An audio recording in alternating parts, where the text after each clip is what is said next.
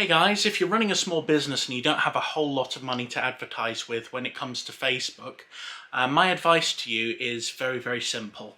So what you're going to want to do is you're going to want to start off by joining a lot of local buy and sell groups and local business groups. Make sure these groups are in your area because you don't want to be joining ones for the same town but in a different country.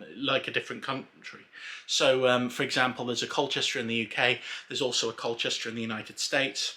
We get several problems with people coming in from the United States to our Colchester. So you want to make sure you're joining ones which are in the local area. Then, when you've got an update on your business that you want to share out to people, what you want to do is you want to share it into these local business groups and local buy and sell groups. That way you can get your products out to people.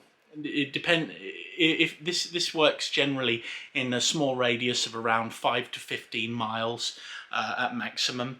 So you'll want to really be as close to home as possible because you'll want people to come into your business.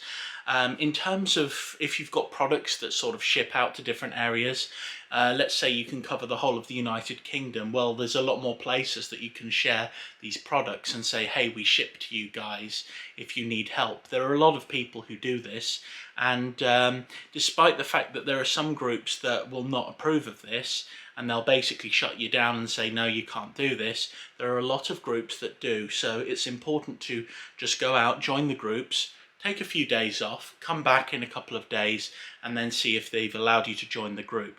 Now, you may either be able to share as yourself, as a person, or you may be able to share as your company, depending on how you've joined. However, in these cases, it doesn't really matter which is which. You're going to be seen just as much as you would with any other